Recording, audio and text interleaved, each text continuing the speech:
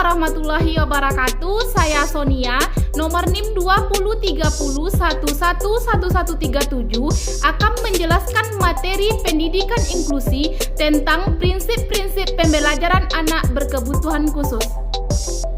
Prinsip-prinsip pembelajaran pada individu berkebutuhan khusus menurut Direktorat PLB sebagai berikut. Yang pertama, prinsip-prinsip umum. 1. Prinsip motivasi. Guru harus senantiasa memberikan motivasi kepada siswa agar tetap memiliki semangat yang tinggi dalam mengikuti pembelajaran dalam mengajar. Yang kedua, prinsip latar atau konteks. Guru perlu mengenal siswa secara mendalam, menggunakan contoh, memanfaatkan sumber belajar yang ada di lingkungan sekitar, dan memaksimalkan mungkin menghindari pengulangan-pengulangan materi pengajaran yang sebenarnya tidak terlalu penuh bagi anak-anak.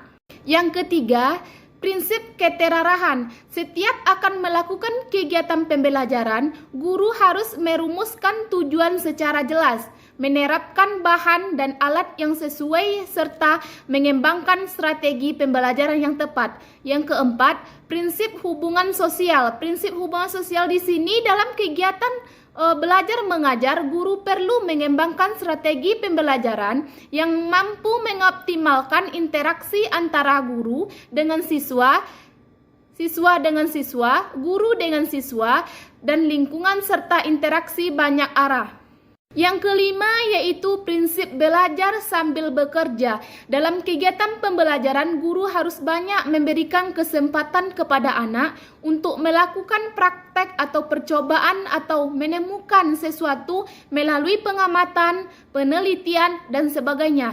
Yang keenam yaitu prinsip individualisasi. Individualisasi di sini yaitu guru perlu mengenal kemampuan awal pada siswa dan karakteristik setiap anak secara mendalam, baik dari segi kemampuan maupun ketidakkemampuannya dalam menyerapkan materi pembelajaran. Yang ketujuh yaitu prinsip menemukan. Prinsip menemukan di sini yaitu guru perlu mengembangkan strategi pembelajaran yang mampu memancing untuk anak terlihat secara aktif, baik fisik, mental, sosial, dan atau emosional.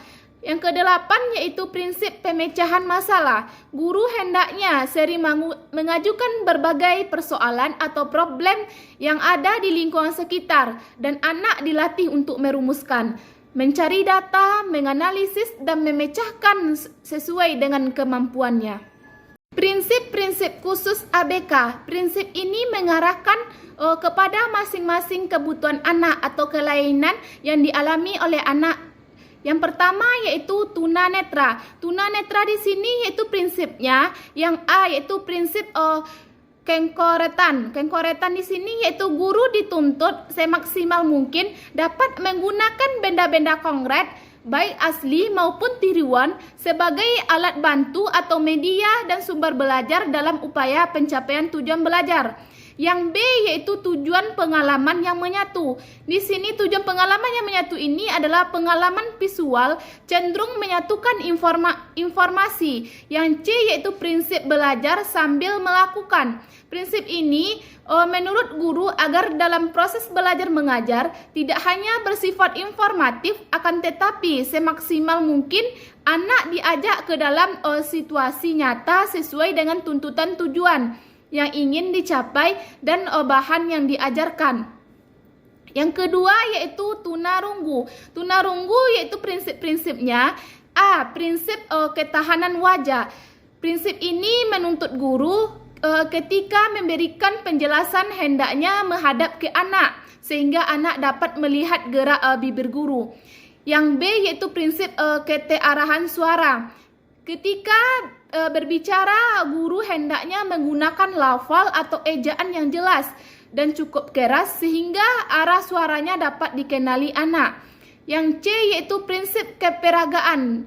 Prinsip keperagaan di sini yaitu oleh karena ini dalam proses mengajar hendaknya disertai peragaan atau menggunakan alat peraga agar lebih mudah dipahami anak, di samping dapat menarik perhatian anak. Yang ketiga yaitu tunarahita. Tunarahita ini prinsipnya yang A, prinsip kasih sayang. Mengajar anak tunarahita atau lamban belajar membutuhkan kasih sayang yang tulus dan guru hendaknya berbahasa yang lembut, tercapai sabar, rela berkorban dan memberikan contoh perilaku yang baik, ramah dan supel sehingga siswa tertarik dan timbul kepercayaan pada akhirnya bersemangat untuk melakukan saran-saran dari guru. Yang B yaitu prinsip keperagaan. Prinsip keperagaan di sini anak perlu dibawa ke lingkungan nyata, baik lingkungan fisik, lingkungan sosial maupun lingkungan alam. Bila tidak mengemukakan guru dapat membawa sebagai alat peraga. Yang C yaitu prinsip habilitasi atau rehabilitasi. Habilitasi ini adalah usaha yang dilakukan agar anak menyadari bahwa mereka masih memiliki kemampuan atau potensi yang dapat dikembangkan meski kemampuan atau potensi tersebut terbatas. Sedangkan rehabilitasi adalah usaha yang dilakukan dengan berbagai macam bentuk dan cara sedikit demi sedikit mengembalikan kemampuan yang hilang atau belum berfungsi yang optimal. Yang keempat yaitu tunadaksa. Tunadaksa, prinsip-prinsip dari tunadaksa ini adalah prinsip yang perlu diperhatikan dalam pembelajaran bagi anak tunadaksa. Yang A yaitu pelayanan medik, yang B pelayanan pendidikan, dan yang C yaitu pelayanan sosial, yang pada dasarnya tidak dapat lepas dari prinsip-prinsip rehabilitas dan rehabilitas sesuai prinsip di atas. Yang kelima yaitu tunalaras. Tunalaras, prinsip-prinsip yang ada pada tunalaras ini yang A, prinsip kebutuhan dan keaktifan. Guru memberikan kepada siswa supaya kebutuhan terpenuhi dengan mempertimbangkan norma-norma masyarakat, agama, peraturan perundang-undangan yang berlaku sehingga dalam memenuhi keinginannya dalam kebutuhan tidak merugikan diri sendiri maupun orang lain. Yang B yaitu prinsip kebebasan yang terarah. Guru hendaknya mengarahkan dan menyalurkan segala perilaku anak ke dalam bentuk positif yang berguna baik untuk diri sendiri maupun untuk orang lain. Yang C yaitu prinsip penggunaan waktu luang. Guru harus membimbing anak dengan mengisi waktu luangnya untuk kegiatan-kegiatan yang bermanfaat. Prinsip yang D yaitu prinsip kekeluargaan dan kepatuhan. Guru harus dapat menyelami jiwa anak di mana letak ketidakselarasan kehidupan emosinya. Selanjutnya mengembalikan kepada kehidupan emosi yang tenang, laras sehingga rasa kekeluargaannya menjadi pulih kembali. Prinsip E yaitu prinsip setia kawan dan idola serta perlindungan. Guru hendaknya secara perlahan-lahan berupaya menggantikan posisi ketua kelompoknya menjadi tokoh idola siswa. Dengan cara dilindunginya siswa dan beransur-ansur kelompoknya berganti dengan teman-teman sekelasnya. Dan setiap kawannya berganti kepada teman sekelasnya dan pada akhirnya mereka akan merasa senang dalam bersekolah. Yang F yaitu prinsip minat dan kemampuan. Prinsip minat dan kemampuan di sini guru harus memperhatikan minat, kemampuan anak terutama berhubungan dengan pembelajaran. Yang G yaitu prinsip emosional, sosial, dan perilaku. Guru harus berusaha mengidentifikasi problem emosi yang disandang anak.